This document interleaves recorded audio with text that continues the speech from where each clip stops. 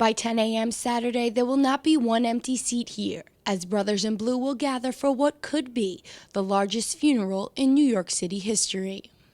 I'm at Christ Tabernacle Church in Glendale, where on Saturday, thousands will come to honor the life of police officer Ramos.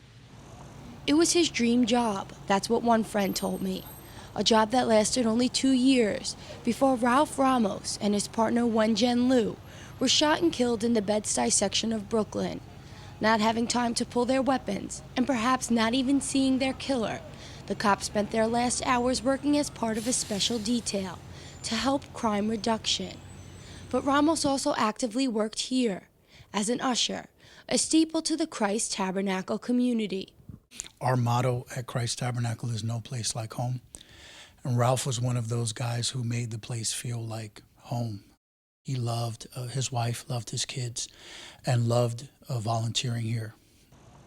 Since the murders, Police Commissioner Bratton has said the NYPD has received copycat threats, but Pastor Ralph Castillo hopes this violence will end. It's what Officer Ramos would want. We think that there's a better way, and coming together, especially at this time, to pray for the families, to pray for the mayor's office, to pray for law enforcement, and to pray for the 8.4 million people that called this place home. We think it's important that we commit to, a spirit of prayer and a spirit of unity.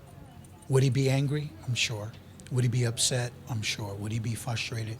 I'm sure.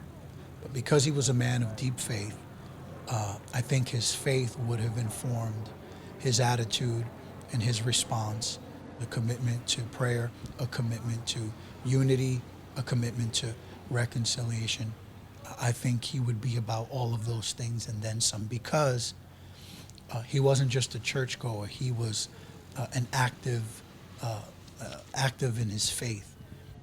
New York City was shocked to hear from Ramos' cousin, Ronnie Gonzalez, that the family has already forgiven the gunman, saying Officer Ramos, quote, is in the hands of God now.